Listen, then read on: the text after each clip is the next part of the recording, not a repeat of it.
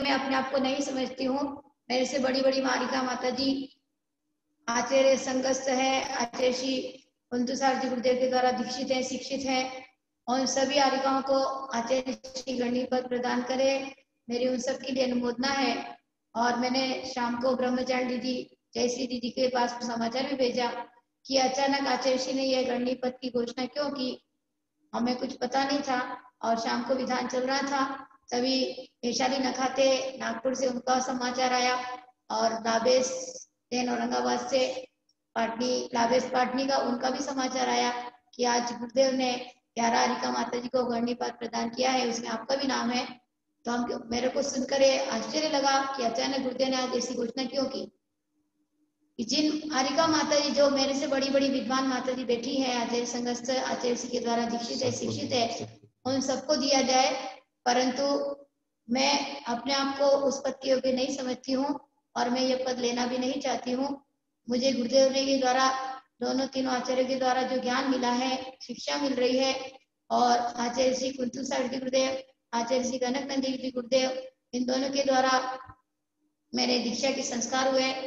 और दीक्षा के संस्कार के साथ में दीक्षा के का नाम मेरा दोनों गुरुओं ने आरिका श्रद्धा से रखा था। और आचार्य श्री तीरंजी गुरुदेव गंडियारिका राष्ट्रीय माता जी और परम पूज्य गंडियारिका क्षमाश्री माता जी, इन तीनों के आशीर्वाद से, इन तीनों आचार्य श्री ने और दोनों माता जी ने मिलकर, और दोनों मुनि श्री कवि नंदी जी, कुलपुत्र नंदी जी, इन सब ने मेरा नामकरण पुनः किया था। और आज इन सब गुरुओं के आशीर्वाद से मेरा जो श्रद्धा सी से आस्था सी नाम रखा गया है, और मेरी आस्था सब है। बस यही आशीर्वाद मांगती हूँ।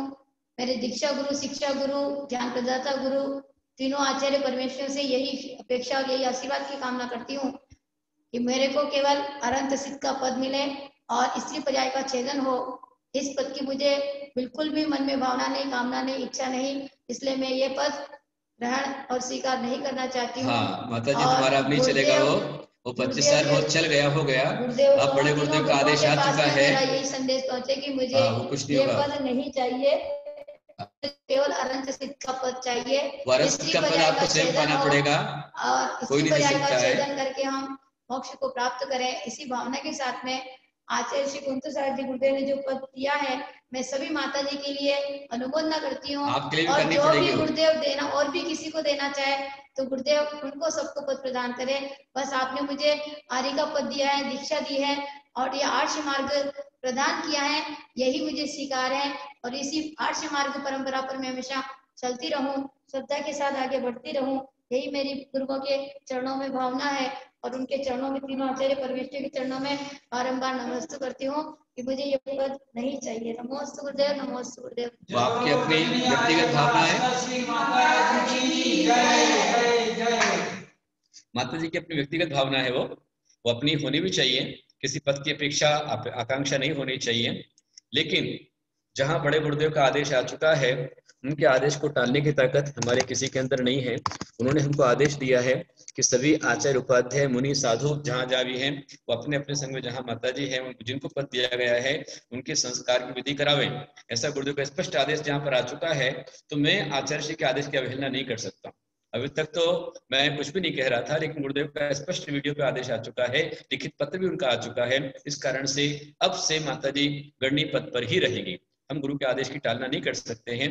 आज से जो माता जी ने, देखिए आज की 10 जुलाई 1975 में आपका जन्म हुआ और 17 फरवरी 1997 में आपकी आरिका दीक्षा हुई। 1997 से लेकर के एक 12 साल बाद भी जो है वो संघ के आचार्य, मतलब संघ को संभालने की व्यवस्था आ जाती है।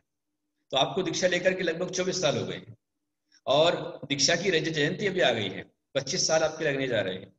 और गुरुदेव ने यदि आपको देखा है, कुछ योग्यता उनमें लगी है, आप में लगी है, उन्हें आचार्य पद, उन्हें गणनी पद दिया है, तो गणनी आरिका मतलब आरिकाओं में श्रेष्ठ हो जाती है, आरिकाओं का नेतृत्व करने लग जाती है, संघ का नेतृत्व करते हैं। और माता जी कर ही रही है पहले से, संघ में व्यवस्था को संभालना और सब देखना। आज जितनी सारी पीछी बनी है, तो पीछी बनाने माता जी का बहुत बड़ा हाथ है, माता जी बना रहे हैं। अन्य साधु भी अपने पीछे बना रहे हैं, सबकी व्यवस्थाएं करना, ये सब काम का माता जी कर ही रहे हैं पहले से, और गुरुदेव ने दिया है। माता जी भले स्वीकार न करें, लेकिन गुरुदेव के आदेश को टालने की ताकत नहीं है। इसलिए मैं जब भी योग्यता बनेगी उस दिन गणित संस्कार करा ही दूंगा, लेकिन आज से वो गर्मी आर्य का माता जी बन गई, उन्हें स्वीकार करना ही पड़ेगा। हमारा उनके लिए आशीर्वाद।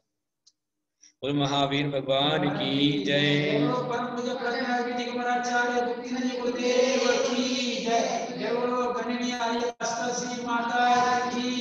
बहुत बढ़िया। कुंजल दोषी अबू धाबी से कल से यक्षानिका में एक आसन लेने की भावना बनाई है हमारे बहुत सारा। कई ऐसी श्राविकाएं हैं जो अष्टानिका में व्रत करती हैं, कोई पूरे 8 दिन उपवास भी करती हैं। सुनील काला जी की मां नलिनी काला जी वो जो है वो भी करती हैं। नमः श्री वर्धमानाय निर्धूत सालोकानां त्रिलोकानां यद विद्या दर्पणायते सरस्वती नमस्तुभ्यं वरदे कामरूपिणी विद्यारंभं करिष्यामि सिद्धिर्भवतु मे सदा। देव महावीर भगवान की जय।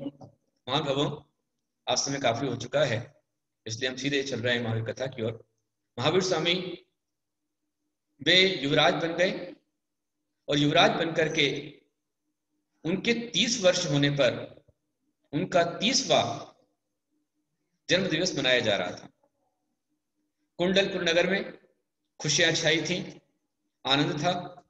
संपूर्ण देशों के राजे महाराजे वहां पर आए, अपनी अपनी भेंट उन्होंने दी और माता ने प्रस्ताव रखा कि हे युवराज वर्धमान, अब आप युवराज से राजा बनने की ओर जा रहे हैं, आपको राज्यभार स्वीकार करना है। उससे पहले आपकी जिम्मेदारी है, आप तीर्थंकर हैं, तो आप हमारी इच्छा पूरी करें। एक से बढ़कर एक सुंदर सुंदर राजकुमारियों के प्रणय प्रस्ताव आए हुए हैं, उनके निवेदन आए हुए हैं। आपको जो पसंद हो उस कन्या के साथ में, उस राजकुमारी के साथ में आपका पाणी ग्रहण हम करना चाहते हैं। माता त्रिशला ने कहा, पिता सिद्धार्थ ने कहा। श्वेतांबर साहित्य कहता है कि श्वेतांबर साहित्य के अनुसार उनकी शादी हुई।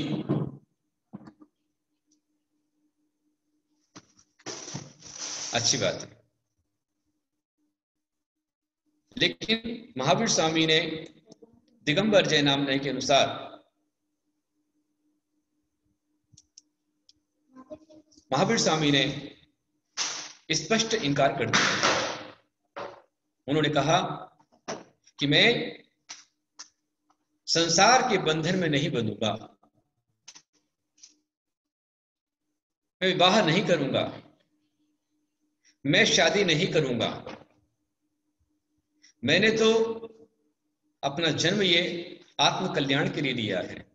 और घर चल दिया छोड़ घर बार, कुटुंब परिवार धार मुनिवाना, समझाया वीर न माना, समझाया वीर न माना। चल दिया छोड़ घर बार, कुटुंब परिवार धार मुनिवाना, समझाया वीर न माना। वह दशा बनी। बहुत सारा सुंदर वर्णन है, बहुत ही सारा वर्णन है। भगवान को जाति स्मरण हुआ, पूर्व भव का ज्ञान उन्हें हुआ कि मैंने पूर्व पर्याय में क्या क्या किया था। मुझे योग संयोग से तीर्थंकर महावीर आदिनाथ भगवान का कुल मिला, गोत्र मिला, परिवार मिला, लेकिन मैंने मान कषाय में, अहंकार में उत्ते उत्तम लाभ को मैंने छोड़ दिया, भटक गया। और जिनेंद्र भगवान के विपरीत चलने के कारण से, जिन धर्म के विपरीत चलने के कारण से असंख्यात भव स्थावर में भटकते भटकते नरक, त्रियंच आदि के दुख मैंने प्राप्त किए। लेकिन आज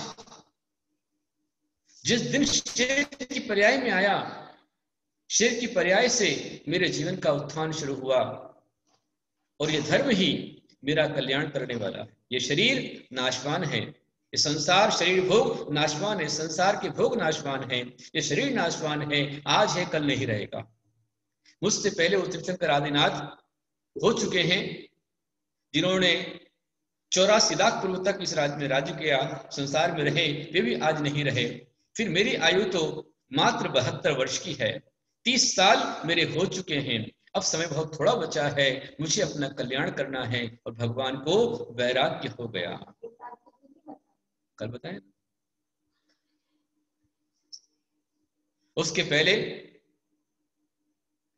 पिता ने कहा, मां ने कहा कि पुत्र, हमारी भी इच्छाएं, हमारे सपने, हमारी भावनाएं हैं, और हम चाहते हैं कि भले ही तुम विवाह ना करो, लेकिन हमारी खुशी के लिए तुम राजा बनो, युवराज पद को स्वीकार करो।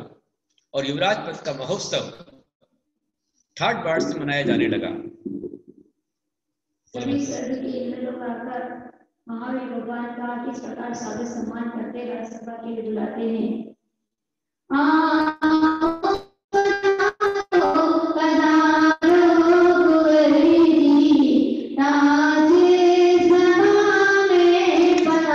थोड़ा साइड बैठो ना, आप पेड़ के पास में तो।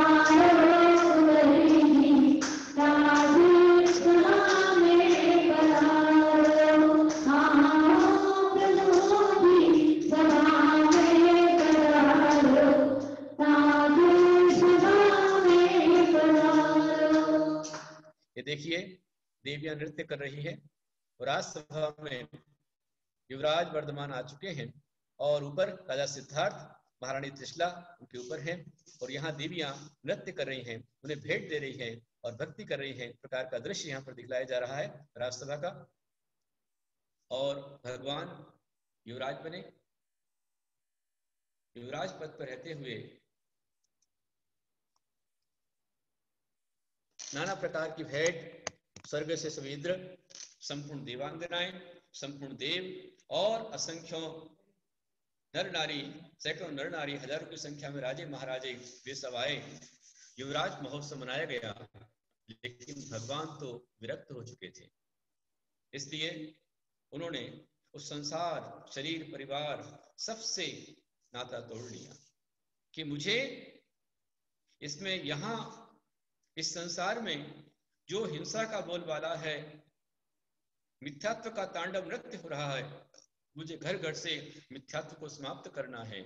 मुझे अहिंसा की अमृत धारा बरसानी है, हिंसा की आग को शांत करना है। धर्म के नाम पर यज्ञशाला में पशुओं को होमा जा रहा है, ये गलत है, मुझे सही राह बतानी है। भगवान पार्श्वनाथ को जाकर के 200 वर्ष हो चुके हैं, अब मुझे धर्म का प्रकाश करना है, मुझे स्वयं अपना दीप जलाना होगा, मुझे स्वयं मोह को तोड़ना होगा। और भगवान महावीर स्वामी संसार, शरीर, परिवार सबका मोह छोड़ करके वे भगवान दीक्षा की ओर अग्रसर होने लगे। तत्क्षण ही जैसे वैराग्य की भावना उनकी बनी, स्वर्ग से लोकांतिक देव वहां पर आए। लोकांतिक देवों ने, वे लोकांतिक देव जो कि ब्रह्म लोक के अंत में रहते हैं, 5वां ब्रह्म स्वर्ग है, और ब्रह्म स्वर्ग के अंत में रहने के कारण से वे लोकांतिक कहलाते हैं। वे ऐसे देवर्षि होते हैं कि वे मात्र वैराग्य की अनुमोदना करने ही आते हैं। जब आते हैं तो अष्टद्रव्य से ठाट बाट से भगवान की पूजन करते हैं, अष्टद्रव्य चढ़ाते हैं, पूजन करते हैं, गुणानुवाद करते हैं कि हे प्रभु, आपने जो निर्णय लिया है अति उत्तम लिया है, आपका ये मार्ग सर्वश्रेष्ठ है, आपका ये निर्णय सर्वोत्तम है, हम आपके वैराग्य का अनुमोदन करते हैं, आपका दिन इसी के लिए हुआ है, हम इसी के लिए आए हुए हैं, और अनुमोदन करके वो चले जाते हैं। और सौधर्मेंद्र उनकी आज्ञा से धन को वे पालकी लेकर आते हैं। वो पालकी सबसे पहले मनुष्य उठाते हैं। देवों से पहले, विद्याधर से पहले मनुष्य को मौका मिलता है। क्यों? क्योंकि मनुष्य ही संयम धारण कर सकता है। जो संयम बन सकता है वही मुनि बनकर के संयम धारण करने वाला ही मनुष्य ही पहले पालकी उठाता है। और पहले मनुष्य पालकी उठाते हैं, उसके पश्चात 7 कदम आगे जाने के बाद विद्याधर लोक पालकी लेकर चलते हैं, और उसके बाद देवलोक आकाश मार्ग से पालकी लेकर पहुंचे। वह सिद्धार्थ वन के अंदर गए। पालकी में होके सवार चले, वीरा प्रभु दीक्षा को लेने चले।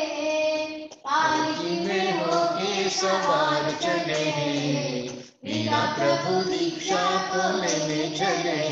मुनि बनकर करते, मुनि बनकर करते, ये साधना तप के अपनाने चले, ये साधना तप को अपनाने चले।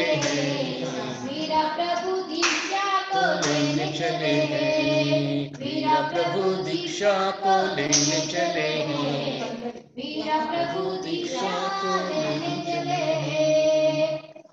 वीरा प्रभु दीक्षा लेने चले हैं। एक बहुत कठोर निर्णय आत्म कल्याण का।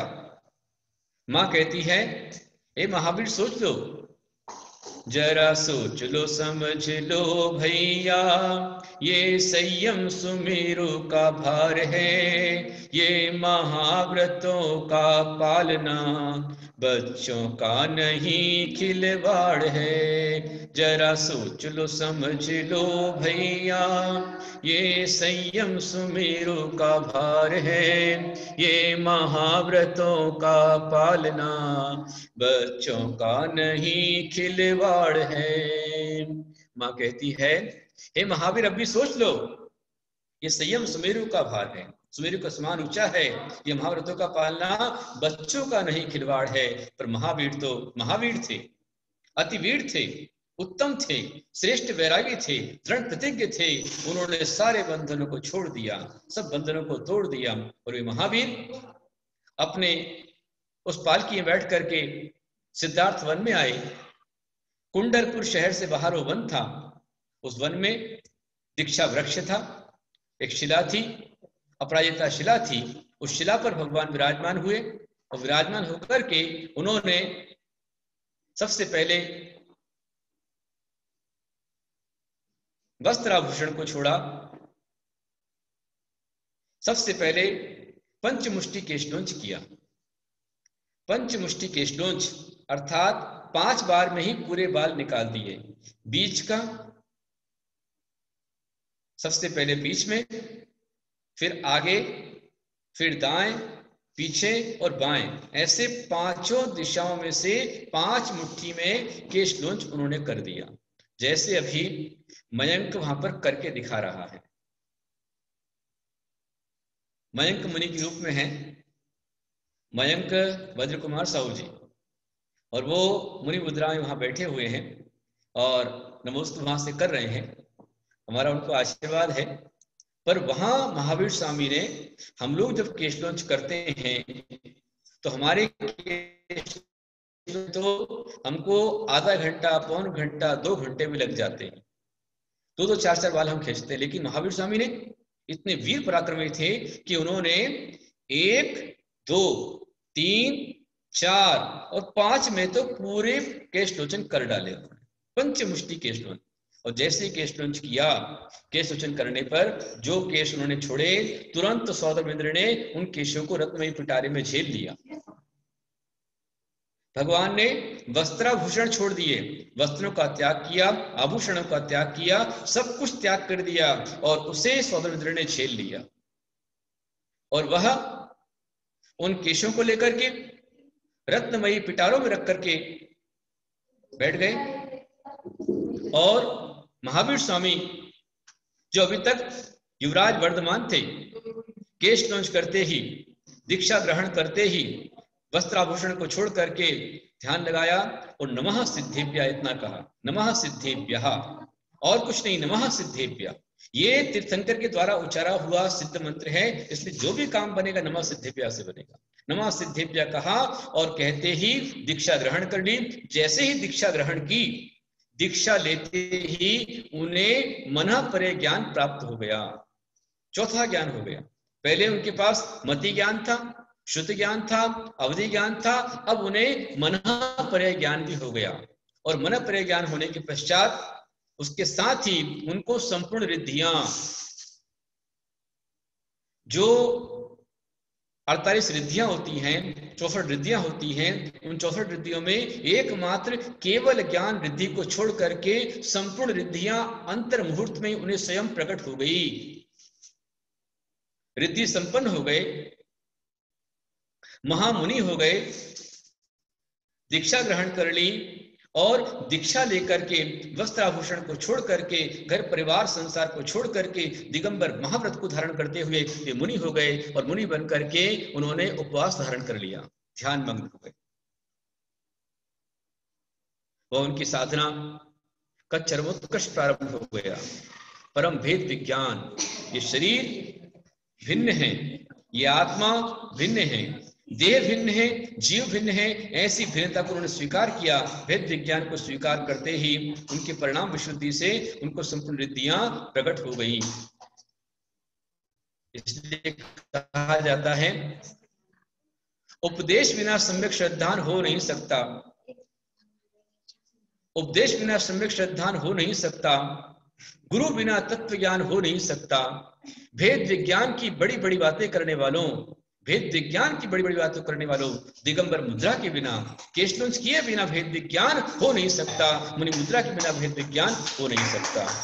और अभी आप यहाँ पर देख रहे हैं, आप बोलते जाओ चौपाई पर, तब दिख रहे हैं। यहाँ पर आप वो दृश्य देख रहे हैं दीक्षा का। यहाँ दीक्षा, प्रभु वरे दीक्षा धारे, बन गए मन पर गणधारे।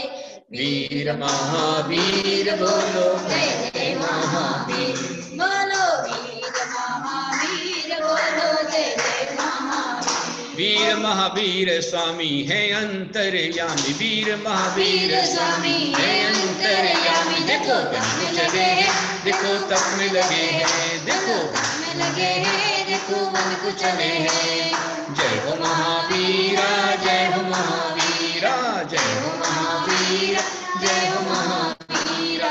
माता पिता भाई बंधु को छोड़ा, माता पिता भाई बंधु को छोड़ा, निज काया से नाता तोड़ा, निज काया से नाता तोड़ा। आत्म का ध्यान लगाए रहे हैं, वीर महावीर स्वामी है अंतर्यामी। देखो बन को चले हैं, देखो तप में लगे हैं, देखो बन को चले हैं, देखो तप में लगे हैं। जय हो महावीरा, जय हो महावीरा, जय हो महावीरा, जय हो महावीरा। मग सिर कृष्णा दशमी आई, मग सिर शुक्ला दशमी आई। मुनि दीक्षा प्रभु के मन भाई, मुनि दीक्षा प्रभु के मन भाई। संसार वैभव छोड़ दिया है, वीर महावीर स्वामी है अंतर्यामी। देखो बन को चले हैं, देखो तप में लगे हैं, देखो बन को चले हैं, देखो तप में लगे हैं। जय हो महावीरा, जय हो महावीरा, जय हो महावीरा, जय हो महावीरा। यहाँ आप देख रहे हैं दीक्षा वृक्ष बना हुआ है, दीक्षा वृक्ष के नीचे महावीर स्वामी यहाँ पर खड़े हैं मुनि मुद्रा के रूप में, और उनके समक्ष ही वस्त्राभूषण मालाएं सब पड़ी हुई हैं और देवांगनाएं उन्हें नमस्कार कर रही हैं। वहां पर सभी आप देख रहे हैं, राजा सिद्धार्थ, महारानी त्रिशला और संपूर्ण देव वहां पर नमस्कार कर रहे हैं। ये जंगल में वैराग का दृश्य यहाँ पर दिखलाया गया है।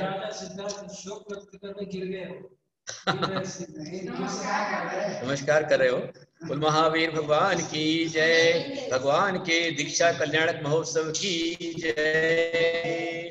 वीर महावीर बोलो जय जय महावीर, वीर महावीर बोलो जय जय महावीर।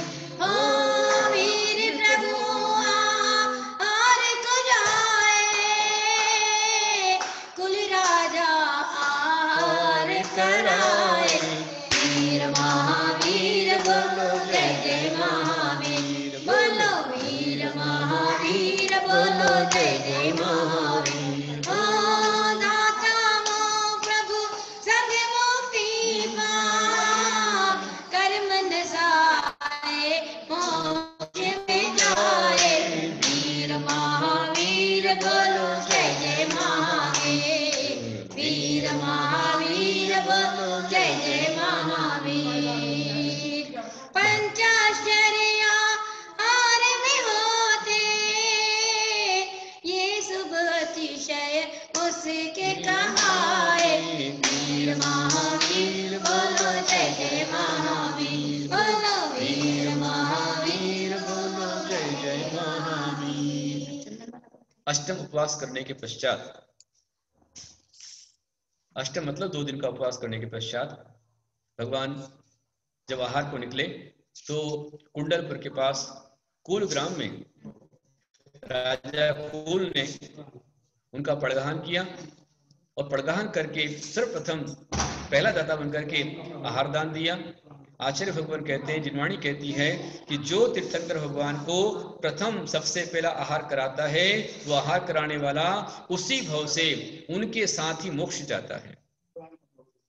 तीर्थंकर बनकर मोक्ष जाते हैं, तो जो प्रथम दाता आहार दान देने वाला है वह दाता भी आहार दान के पुण्य से उसी भव से मोक्ष जाता है। यह आहार दान की सबसे बड़ी महिमा है। आप देखो, भगवान का गर्भ कल्याणक हो, पंचाश्चर्य नहीं होते हैं। जन्म कल्याणक में पंचाश्चर्य नहीं होते हैं, ज्ञान कल्याणक में नहीं होते हैं, मोक्ष में नहीं होते हैं। एकमात्र दीक्षा के बाद आहार दान ऐसा महान दान है जिसमें पंच कल्याणक, पंचाश्चर्य होते हैं। आहार दान के समय पंचाश्चर्य होते हैं। पंचाश्चर्य मतलब क्या? पंचाश्चर्य का मतलब है आकाश से पुष्प, ऑटोमेटिक आकाश से पुष्पों की वृष्टि होती है, रत्नों की वृष्टि होती है, देव दुंदुभी बजती है, नगाड़े बजते हैं और अहो दानम अहो मुझे ध्वनि प्रकार के पंचाश्चर्य आहार दान के समय, जब भी भगवान आहार करने जाते हैं, निरंतर आहार होने पर वहां पंचाश्चर्य नियम से होते हैं। मतलब 8:24 हो चुका है और आज नहीं हो पाएगा, लंबी कहानी पता कैसे करेंगे। और वे महावीर स्वामी किस तरह से मौन अवस्था में मुनि बनकर जैसे दीक्षा ली, दीक्षा लेते ही उन्होंने मौन धारण कर लिया कि जब तक मैं पूर्ण ज्ञान को प्राप्त नहीं करूंगा, केवल ज्ञान को नहीं पालूंगा, तब तक मैं मौन ही रहूंगा। वे निरंतर साधना उनकी चलती जा रही है। उस साधना में उन्होंने अनेक अनेक जीवों का उद्धार किया। जैन साहित्य के अनुसार चंड कौशिक का उन्होंने उद्धार किया। चंड कौशिक सर्प जहां था, ये महावीर स्वामी उसी ओर जाने लग गए। नगर के लोगों ने, जो जंगल में थे, उन्होंने समझाया प्रभु वहां मत जाइए, मत जाइए, मत जाइए। लेकिन महावीर, जो महावीर थे, निर्भीक थे, वे उस ओर ही चले गए। जहां जा रहे थे आगे शमशान वीरान जंगल था, सुनसान था, अनेक अनेक जीवों के शरीर वहां पड़े थे। और महावीर जब आगे बढ़ते गए तो चंड कौशिक सर्प ने दूर से देखा कि ये कौन है, किसकी हिम्मत है जो मेरी ओर चला आ रहा है। उसने अपनी फुंकार से विषैला धुआं छोड़ा कि उस धुएं से महावीर मर जाएं, लेकिन वो धुआं महावीर को मार नहीं पाया। उसकी आंखों से क्रोध की ज्वाला बरसने लगी, लेकिन वो महावीर के लिए कुछ नहीं कर पाई। और महावीर उसी के पास जाकर खड़े हो गए। महाशय महावीर जब खड़े हो गए तो क्रोध में आकर के उस सर्प ने अपना विषैला डंक महावीर स्वामी के चरणों में मारा। लेकिन देखता है कि जहां डंक मारा, आज तक कितने प्राणी थे जिनके पैरों से खून निकलता था। खून क्या निकलता था, मात्र विषैले धुएं में मर जाता था, लेकिन यहां डंक मारे तो उनके पैरों से दूध निकल पड़ा, दूध आ रहा है इनके। तो पहचान गया कि अरे ये तीर्थंकर भगवान है, मैं स्वयं एक साधु था और क्रोध करते करते मरा, तो मर करके मैं आज चंड कौशिक बना हूं। आज मैं क्रोध का त्याग करता हूं, मैं हिंसा का त्याग करता हूं। और महावीर भगवान ने उस चंड कौशिक का भी उद्धार कर दिया। और आपने पूछा था कि दास प्रथा का नाश कैसे उन्होंने किया। उस समय अनेक अनेक जो राजा थे, वे राजा एक दूसरे की सीमाओं पर अतिक्रमण कर रहे थे, महायुद्ध मचे हुए थे। राज्यों को जीतना, हड़प लेना और राजकुमार राजकुमारियों को दासी बनाकर के बेहतर स्तर चल रहा था। और चंदनबाला जो चेटक गणराज्य की, वैशाली गणराज्य के महाराजा चेटक की प्रिय पुत्री थी। राजा चेटक की 7 पुत्रियां थी, उसमें सबसे बड़ी त्रिशला थी। त्रिशला, मृगावती, ज्येष्ठा, चेरणा, चंदना, ऐसे 7 कन्याएं उनकी थी और 10 पुत्र उनके थे। तो चेटक ने अपनी 7 कन्याओं के सुंदर से फोटो बनवाए और चित्र बना करके उन 7 चित्रों को अपने घर के बाहर लगा दिया। तब से ही ये 7 माता का चलन चल पड़ा। तो राजकुमारी चंदनबाला वो अपनी सखिलियों के साथ महल में खेल रही थी, पीछे उद्यान में खेल रही थी। और जहां लुका छिपी खेल वो खेल रही थी, जहां छिपी थी, वहां से एक विद्याधर ने आकर के अदृश्य रूप में आकर के और चंदनबाला का अपहरण कर लिया। वो उसे उठा करके विमान में लेकर चला गया, जंगल में लेकर चला गया। और जब जा रहा था, पीछे उसकी विद्याधरणी, उसकी पत्नी क्रोध में आई। और जब अपनी पत्नी को उसने देखा तो उसने पढ़ लगी विधवा में, एक ऐसी विद्या जिसमें विद्या के देने से जो जीव है वो पत्ते के समान हल्का हो, इसलिए बोलते हैं पर्ण लग्धि विद्या। तो पर्ण लग्धि विद्या देकर के उसने चंदनबाला को दूर आकाश से ही नीचे छोड़ दिया और चंदनबाला पत्ते के समान हिलती हुई ऊपर से नीचे की ओर गिरती गिरती एक घने बियाबान जंगल में गिरी। महाराजा सिद्धार्थ, महाराजा चेटक राजा के 10 पुत्र और सारी सेनाएं सब जगह खोज रही हैं, लेकिन चंदनबाला नहीं मिली। और उस जंगल में एक भील उसे अपने यहां ले गया। भील ने चंदनबाला के साथ दुष्कर्म करना चाहा, लेकिन चंदनबाला महावीर स्वामी को पुकारती हुई, महावीर स्वामी का ध्यान करती हुई कि हे प्रभु, मैं तुम्हारी शरण में हूं। जिस दिन आपने दीक्षा ली उस दिन से मैंने भी ब्रह्मचर्य ग्रहण किया है, मैंने शील व्रत ग्रहण किया है, मेरे व्रत की आप रक्षा करें। ये भावना करते हुए नमोकार मंत्र का जाप करने लग गई। तो वही देवी प्रकट हुई और देवी ने उस भील को बहुत मारा। भील ने उठा करके एक वेश्या को बेच दिया। वेश्या ने राजकुमारी चंदनबाला के साथ में उसको वेश्या बनाने के बहुत प्रयास किए, लेकिन राजकुमारी चंदनबाला अपने में दृढ़ थी, इसलिए वो उसके झांसे में नहीं आई। और जब वह चंदनबाला किसी काम की नहीं रही तो चंदनबाला को उसने एक व्यापारी को बेच दिया और व्यापारी ने उसे ले जा करके कौशाम्बी राज्य के मुख्य बाजार में, जहां दास बेचे जा रहे थे, वहां ले जाकर खड़ा कर दिया। अनेक दास वहां पर थे, रोज भीड़ लगती थी, लेकिन आज भीड़ बहुत ज्यादा थी, बहुत ज्यादा भीड़ थी। इतनी भीड़ थी क्योंकि आज स्वर्ग से अप्सरा कोई देवी उतर करके आई है जो दासी के रूप में है, उसे देखने के लिए लोग आ रहे थे। और जब नीलामी शुरू हुई तो चंदन बाला नीचे निगाह करके प्रभु को पुकारती है, कहती है प्रभु मुझे कितने दुख देखने पड़ेंगे, मुझे कितने कष्ट देखने पड़ेंगे, अब सहा नहीं जाता। हे नाथ मेरी रक्षा करो, मैं गलत हाथों में ना चले जाऊं, अब तक तो आपने बचाया है, अभी मेरी नैया पार लगा देना। भगवान मेरी नैया पार लगा देना, अब तक तो तिराया है, आगे भी लगा देना।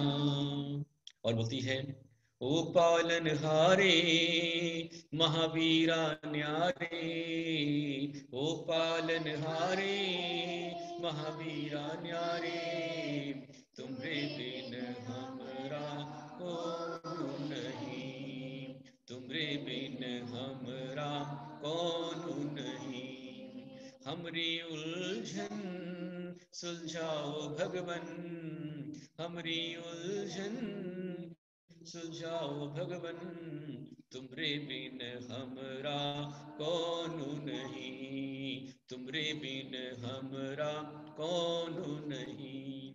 वो पुकार रही थी, कोई आवाज से कान में नहीं थी, जबकि वहां बोली शुरू हो गई थी। सबकी निगाह एकमात्र चंदन बाला पर पड़ी हुई थी।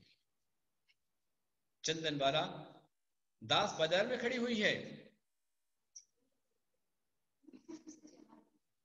दास बाजार में, दासियों के हाट में वो खड़ी हुई है। और जब बोली शुरू हुई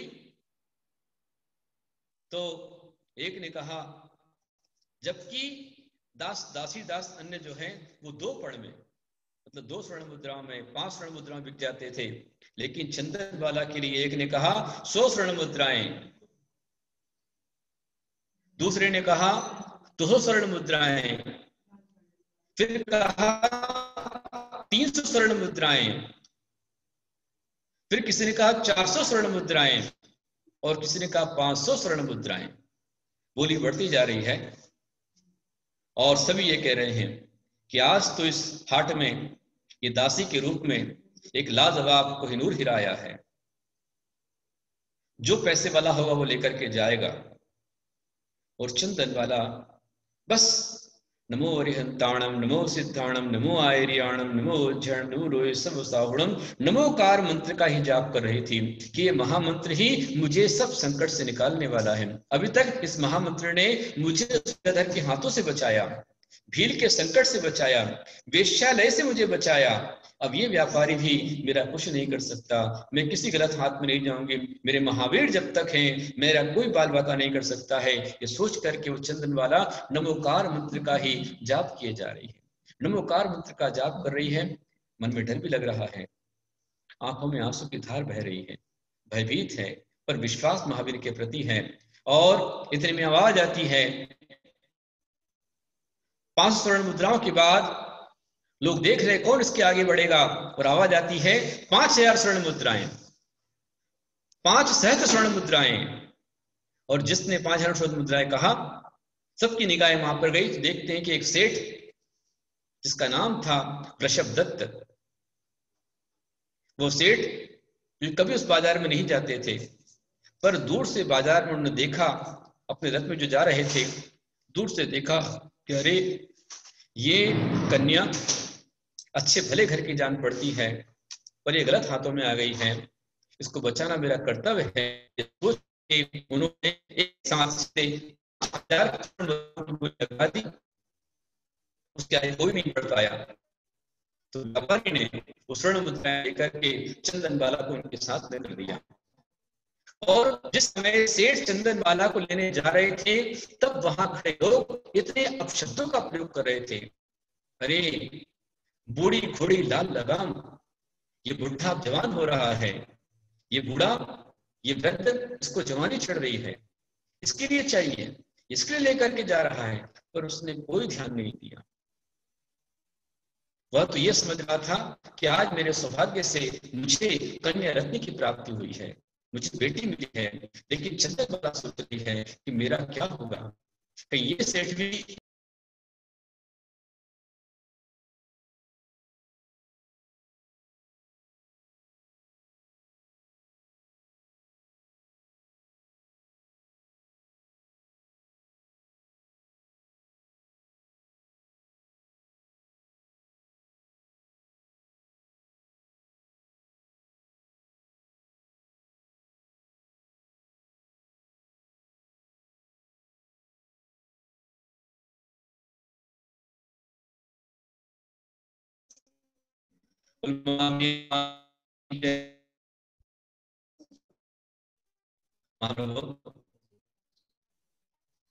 चंद्रबाला को लेकर पास में आई।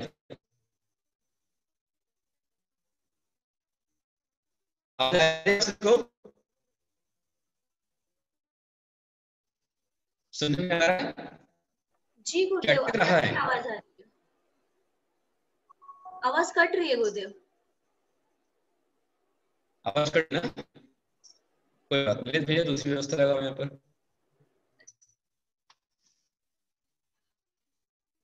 इसको करेंगे।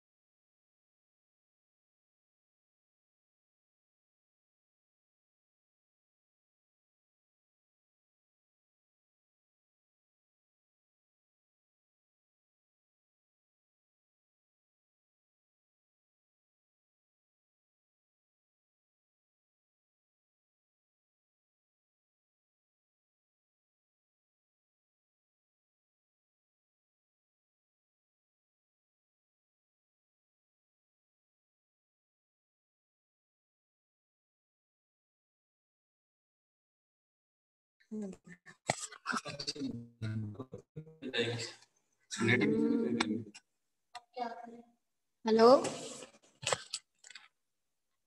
बोलो आचार्य श्री गुप्तिनंद जी गुरुदेव की, महावीर भगवान की। आवाज आ रही है ना आप लोग को? जी जी माता जी आ रही है।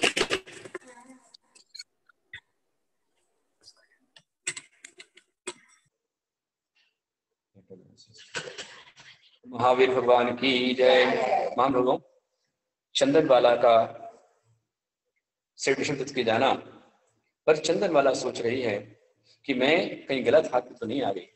मन में आया रथ के पास जाकर के भाग जाऊं, लेकिन सेठ ने कहा, बेटी घबराओ मत, अपना ही घर है, निसंकोच चलो। जैसे ही चंदनबाला ने बेटी शब्द सुना, बेटी शब्द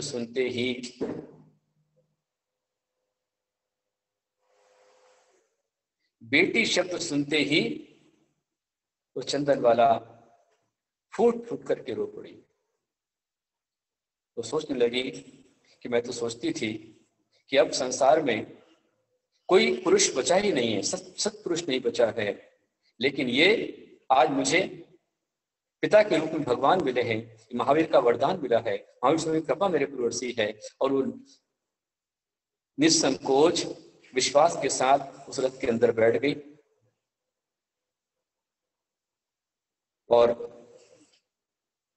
रथ में चली गई।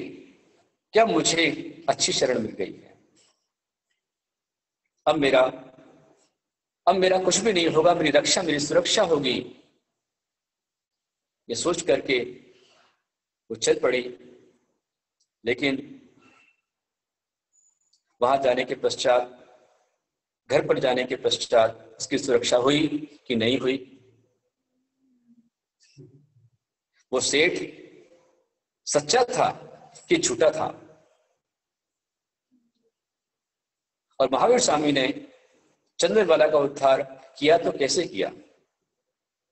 वहां उसे परेशानी का सामना करना पड़ा या सफलताएं मिली, जानेंगे धारावाहिक की अगली कड़ी में। आज इतना ही। आज हमने इतना सीखा, इतना सुना, इतना जाना कि महावीर स्वामी ने जन कल्याण के लिए अपना घर परिवार छोड़ करके, माता पिता को छोड़ करके वैराग्य धारण किया। वो वैराग्य धारण करके वो दीक्षा लेकर चल पड़े और मौन दशा में ही चंडकोशिका में उद्धार कर दिया। और आगे जाकर के उन्होंने कैसे चंदनमाला का उद्धार किया, कल का हमारा मुख्य पाठ रहेगा। तो आप सभी अपने अपनी बेटियों को चंदनमाला बना करके रखें, स्वयं राजा सिद्धार्थ बने, और अथवा बेटियों को चंदनमाला बना करके आप उनको बैठावे। आहार दान की प्रक्रिया, मुनिराज की प्रक्रिया कल देखने को मिलेगी। आप जुड़ेंगे। आज इतना ही। वीर महावीर बोलो जय जय महावीर, वीर महावीर बोलो जय जय महावीर। बोल महावीर भगवान की जय।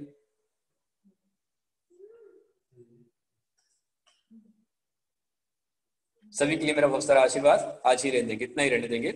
माता जी देंगे प्रश्न मंच आपको।